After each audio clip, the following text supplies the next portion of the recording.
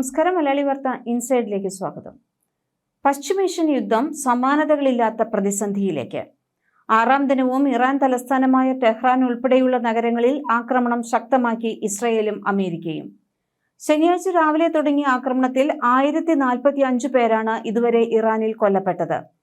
ഇസ്രയേലും അമേരിക്കയും ആക്രമണം തുടർന്നാൽ ഇസ്രയേലിലെ ഡിമോണ ആണവ കേന്ദ്രം ലക്ഷ്യമിടുമെന്ന് ഇറാന്റെ ഭീഷണി.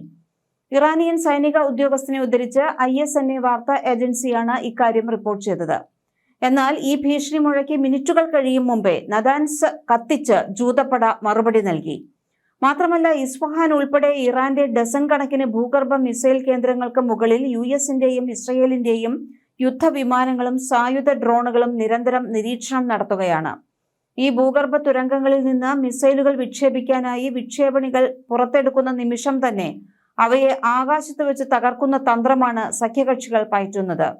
കൂടാതെ US പടക്കപ്പലുകളിൽ നിന്നും വിമാനങ്ങളിൽ നിന്നും തൊടുത്തുവിടുന്ന അതിശക്തമായ ബങ്കർ ബസ്റ്റർ ബോംബുകൾ ഉപയോഗിച്ച് ഈ ഭൂഗർഭ കേന്ദ്രങ്ങളുടെ പ്രവേശന കവാടങ്ങൾ തകർക്കുന്നതായും വിവരമുണ്ട്. ഇതുമൂലം മിസൈലുകൾ പുറത്തെത്തിക്കാൻ കഴിയാത്ത വിധം മണ്ണിനടിയിൽ തന്നെ കുടുങ്ങിക്കിടക്കുന്ന അവസ്ഥയാണിപ്പോൾ. ഷിറാസ്, ഇസ്ഫഹാൻ, കെർമൻഷാ തുടങ്ങിയ നഗരങ്ങൾക്ക് സമീപമുള്ള മിസൈൽ കേന്ദ്രങ്ങൾക്ക് നേരെ നടന്ന ആക്രമണങ്ങളുടെ ഉപഗ്രഹ ചിത്രങ്ങൾ ഇറാൻ നേരിടുന്ന ഗതികേടിന്റെ ആഴം വ്യക്തമാക്കുന്നുണ്ട്. ഡിമോണ ആണവ കേന്ദ്രം എന്നറിയപ്പെടുന്ന ഷിമോൺ പെരസ് നെഗേവ് ആണവ ഗവേഷണ കേന്ദ്രം ദക്ഷിണ ഇസ്രയേലിലെ നെഗേവ് മരുഭൂമിയിലാണ് ഉള്ളത്. ഇസ്രയേലിലെ ഏറ്റവും വലിയ നഗരമായ ബീർഷെബയിൽ നിന്ന് 30 കിലോമീറ്റർ തെക്കുകിഴക്കായിട്ടാണ് ഇത്. ജോർദാനിയൻ അതിർത്തിയിൽ നിന്ന് ഏകദേശം 25 കിലോമീറ്റർ പടിഞ്ഞാറ് വശത്തും ഈജിപ്ഷ്യൻ അതിർത്തിയിൽ നിന്ന് 75 കിലോമീറ്റർ കിഴക്കുമായാണ് ഇത് സ്ഥിതി ചെയ്യുന്നത്. ഡിമോണയിൽ നടത്തുന്ന ഏതൊരു ആക്രമണവും ഇസ്രയേലിന് മാത്രമല്ല, ജോർദാൻ, ഈജിപ്ത് പോലുള്ള അയൽ രാജ്യങ്ങൾക്കും വലിയ അപകടമുണ്ടാക്കും. ഇസ്രയേലിൽ ഏറ്റവും കൂടുതൽ സുരക്ഷയുള്ള തന്ത്രപ്രധാനമായ സ്ഥലങ്ങളിൽ ഒന്നായ ഡിമോണ ഔദ്യോഗികമായി ഗവേഷണ കേന്ദ്രമായാണ് അറിയപ്പെടുന്നതെങ്കിലും ഇത് ആണവ കേന്ദ്രമാണെന്നാണ് റിപ്പോർട്ട്. 1958 ഇതിന്റെ നിർമ്മാണം ആരംഭിച്ചത്. 1962 1964 ഇടയിൽ പ്രവർത്തനക്ഷമമാവുകയും ചെയ്തിട്ടുണ്ട്. ആണവ ആയുധങ്ങളുമായി ബന്ധപ്പെട്ട ഗവേഷണം, വികസനം, ഉൽപാദനം എന്നിവയുടെ പ്രധാന കേന്ദ്രമായി ഈ സ്ഥലം മാറി. 1977 1985 കാലഘട്ടത്തിൽ അവിടെ ജോലി ചെയ്തിരുന്ന മോർഡെക്കായ് വാനുനു എന്നയാൾ 1986 ഈ കേന്ദ്രത്തെക്കുറിച്ചുള്ള വിശദാംശങ്ങൾ വെളിപ്പെടുത്തുന്നതുവരെ ഈ കേന്ദ്രം വളരെ രഹസ്യമായിരുന്നു. ഈ കേന്ദ്രത്തിലെ ഒട്ടേറെ ഫോട്ടോകളും അദ്ദേഹം പുറത്തുവിട്ടിരുന്നു. ആണവ നിരോധന ഉടമ്പടിയിൽ ഇസ്രയേൽ ഒപ്പുവെച്ചിട്ടില്ലാത്തതിനാൽ IAEA ഡിമോണ കേന്ദ്രം അന്താരാഷ്ട്ര ആണവോർജ ഏജൻസിക്ക് പരിശോധിക്കാനും അധികാരമില്ല. ഇസ്രയേലിന്റെ ആണവ കേന്ദ്രങ്ങളെക്കുറിച്ചുള്ള സുപ്രധാന വിവരങ്ങൾ ലഭിച്ചെങ്കിലും ലക്ഷ്യമിടാൻ ഇറാന് കഴിയുമോ എന്നത് സംശയമാണെന്നാണ് വിദഗ്ധർ പറയുന്നത്. ഡിമോണയെ ലക്ഷ്യമിടാൻ ഇറാന് മിസൈൽ ശേഷിയുണ്ടെങ്കിലും ഇസ്രയേലിന്റെ നൂതന പ്രതിരോധ സംവിധാനങ്ങൾ കാരണം ഇത്തരമൊരു ആക്രമണത്തിന് സാധ്യതയില്ലെന്നാണ് റിപ്പോർട്ട്. ആരോ 2, ആരോ 3, ഡേവിഡ് സ്ലിംഗ് എന്നിവ കൊണ്ട് സംരക്ഷിക്കപ്പെടുന്ന ലോകത്തിലെ ഏറ്റവും സംരക്ഷിത സ്ഥലങ്ങളിൽ ഒന്നാണ് ഡിമോണ. കൂടാതെ അയൺ ബീം ലേസർ സംവിധാനവും ഇസ്രയേൽ ഉപയോഗിക്കുന്നുണ്ട് എന്നും റിപ്പോർട്ട് പറയുന്നു. യുദ്ധം തുടങ്ങിയ ശനിയാഴ്ച മുതൽ ഏകദേശം 500-ലധികം മിസൈലുകൾ ഇസ്രയേലിനും US താവളങ്ങൾക്കും നേരെ ഇറാൻ തൊടുത്തുവിട്ടുവെങ്കിലും അവയിൽ ഭൂരിഭാഗവും പ്രതിരോധ സംവിധാനങ്ങൾ ഉപയോഗിച്ച് തകർക്കപ്പെട്ടു. കഴിഞ്ഞ 4 ദിവസത്തിനിടെ ഇറാന്റെ മിസൈൽ വിക്ഷേപണ ശേഷിയിൽ 86% കുറവുണ്ടായിട്ടുണ്ടെന്നാണ് US സെൻട്രൽ കമാൻഡ് പറയുന്നത്. മൊബൈൽ ലോഞ്ചറുകൾ ഉപയോഗിച്ച മിസൈലുകൾ എവിടെ നിന്നും വിക്ഷേപിക്കാം എന്നതായിരുന്നു ഇറാന്റെ മുൻപത്തെ കരുത്ത്. എന്നാൽ അവയെ ഭൂഗർഭ കേന്ദ്രങ്ങളിൽ കേന്ദ്രീകരിച്ചതോടെ ശത്രുക്കൾക്ക് ലക്ഷ്യം വയ്ക്കാൻ എളുപ്പമായി എന്നാണ് വിദഗ്ധർ ചൂണ്ടിക്കാണിക്കുന്നത്. ഇറാന്റെ വ്യോമ പ്രതിരോധ സംവിധാനങ്ങൾ വലിയ തോതിൽ നിർവീര്യമാക്കപ്പെട്ടതോടെ US വിമാനങ്ങൾ അവരുടെ മിസൈൽ താവളങ്ങൾക്ക് മുകളിൽ വട്ടമിട്ട് പറന്ന് ഓരോ നീക്കവും നിരീക്ഷിക്കുകയാണ് ഇപ്പോൾ. ഷിറാസിലെ ഒരു മിസൈൽ കേന്ദ്രത്തിന് സമീപം വിക്ഷേപണത്തിന് തൊട്ടുമുൻപ് തകർക്കപ്പെട്ട ലോഞ്ചറിൽ നിന്ന് നൈട്രിക് ആസിഡ് ഇന്ധനം ചോരുന്നത് ഉപഗ്രഹ ചിത്രങ്ങളിൽ വ്യക്തമാണ്. തബ്രീസിന് വടക്കുള്ള മറ്റൊരു പ്രധാന മിസൈൽ കേന്ദ്രത്തിന്റെ പ്രവേശന കവാടം ബോംബാക്രമണത്തിൽ പൂർണ്ണമായും തകർന്നു കിടക്കുന്നതായും റിപ്പോർട്ടുകൾ പറയുന്നു.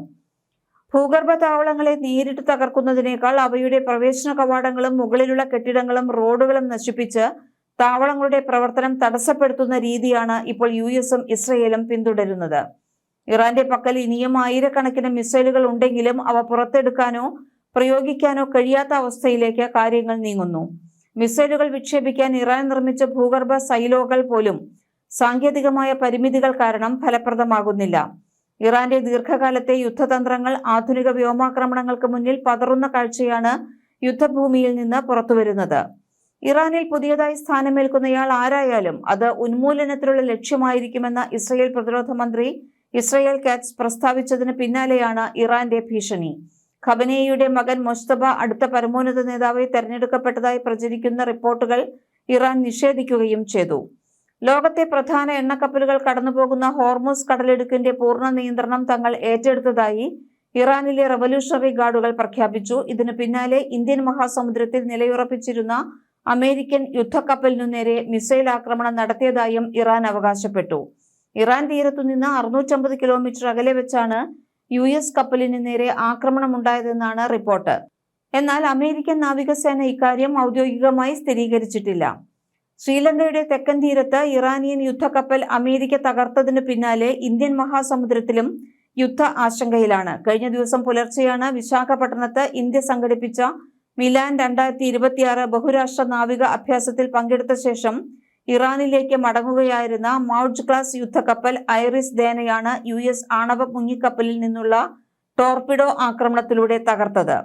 ഇറാൻ നാവികസേനയ്ക്ക് നേരെ അമേരിക്ക നടത്തുന്ന ആക്രമണത്തിന്റെ ഭാഗമാണ് ഇന്ത്യൻ മഹാസമുദ്രത്തിൽ ഐറിസ് ദേനയ്ക്ക് നേരെ നടന്ന ആക്രമണമെന്നാണ് അമേരിക്ക പറയുന്നത്. കപ്പലിലുണ്ടായിരുന്ന 150 ജീവനക്കാരിൽ 32 പേരെ രക്ഷപ്പെടുത്തിയതായും ബാക്കിയുള്ളവർക്കായി തിരച്ചിൽ തുടരുകയാണെന്നും ശ്രീലങ്കൻ അധികൃതർ അറിയിച്ചു. പശ്ചിമേഷ്യയിലെ സംഘർഷം ഇന്ത്യൻ മഹാസമുദ്രത്തിലേക്കും വ്യാപിക്കുന്നു എന്നതിന്റെ സൂചനയാണ് ഈ സംഭവങ്ങൾ വിലയിരുത്തപ്പെടുന്നത്. ഹോർമുസ് കടലിടുക്കിലൂടെ കടന്നുപോകുന്ന എണ്ണക്കപ്പലുകൾക്ക് സംരക്ഷണം നൽകാൻ തയ്യാറാണെന്ന് US പ്രസിഡന്റ് ഡൊണാൾഡ് ട്രംപ് പ്രഖ്യാപിച്ചതോടെ മേഖലയിൽ കപ്പൽ ഗതാഗതം അതീവ അപകടാവസ്ഥയിലായിരിക്കുകയാണ്. ഐറിസ് ദേന മാത്രമല്ല ഇറാന്റെ 20ഓളം നാവിക കപ്പലുകൾ തകർത്തു എന്നാണ് അമേരിക്കയുടെ അവകാശവാദം. ഇറാന്റെ നാവികസേനയെ പൂർണ്ണമായും ഇല്ലാതാക്കുകയാണ് ലക്ഷ്യമെന്ന് US വ്യക്തമാക്കുന്നു. ലോകത്തെവിടെയാണെങ്കിലും ഇറാൻ കപ്പലിന് നേരെ ആക്രമണം ഉണ്ടാകും എന്ന് തന്നെയാണ് അമേരിക്ക മുന്നറിയിപ്പ് നൽകുന്നത്. അതേസമയം ഇറാൻ കപ്പൽ ആക്രമിക്കപ്പെട്ടതിൽ ഇന്ത്യ ഇതുവരെ ഔദ്യോഗികമായി പ്രതികരിച്ചിട്ടില്ല. ഇന്ത്യൻ സമുദ്രമേഖല പിന്നിട്ട ശേഷമാണ് ആക്രമണം നടന്നത്. ആക്രമണം തികച്ചും അപ്രതീക്ഷിതമാണ്. കപ്പൽ തകർത്ത വിഷയം പരിശോധിച്ചു വരികയാണെന്ന് സർക്കാർ വൃത്തങ്ങൾ പറയുന്നു. എല്ലാ വശവും നോക്കി മാത്രം പ്രതികരണം നൽകുമെന്നാണ് കേന്ദ്രം വ്യക്തമാക്കിയത്. അതേസമയം ഇന്ത്യയുടെ ക്ഷണപ്രകാരം എത്തിയ കപ്പലിനെ ആക്രമിച്ചതിൽ പ്രതിഷേധം അറിയിക്കണമെന്ന് ചില പ്രതിരോധ വിദഗ്ധർ പ്രതികരിച്ചു. ബുധനാഴ്ച ശ്രീലങ്കയുടെ തെക്കൻ തീരത്ത് വെച്ചാണ് 180 പേരടങ്ങുന്ന ഇറാനിയൻ നാവിക കപ്പലിന് നേരെ US ടോർപിഡോ അറ്റാക്ക് നടത്തിയത്. 1945-ൽ രണ്ടാം ലോക മഹായുദ്ധം അവസാനിച്ചതിനു ശേഷം ആദ്യമായാണ് US ടോർപിഡോ ആക്രമണത്തിലൂടെ ഒരു യുദ്ധക്കപ്പൽ തകർക്കുന്നത്.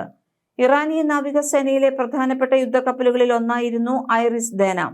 ഇന്നലെ ശ്രീലങ്കയുടെ സമുദ്രാതിർത്തിക്ക് പുറത്തുനിന്നും പ്രാദേശിക സമയം പുലർച്ചെ 5:08 ഐറിസ് ദേന ഒരു ദുരന്ത സിഗ്നൽ ശ്രീലങ്കൻ നാവികസേനയ്ക്ക് ലഭിക്കുന്നത്. ശ്രീലങ്കൻ സേന എത്തുമ്പോഴേക്കും കപ്പൽ പൂർണ്ണമായും മുങ്ങിയിരുന്നു. ഇറാൻ തലസ്ഥാനമായ ടെഹ്റാനിൽ ഇസ്രയേൽ വ്യോമാക്രമണം ശക്തമാക്കിയിട്ടുണ്ട്. സുരക്ഷാ കമാൻഡ് സെന്ററുകൾ ഉൾപ്പെടെ ഡസൻ കണക്കിന് കേന്ദ്രങ്ങളാണ് ഇസ്രയേൽ തകർത്തത്. ഇതിന് തിരിച്ചടിയായി ഇസ്രയേലിനും അമേരിക്കൻ താവളങ്ങൾക്കും നേരെ ഇറാൻ 40-ലധികം മിസൈലുകൾ തൊടുത്തു.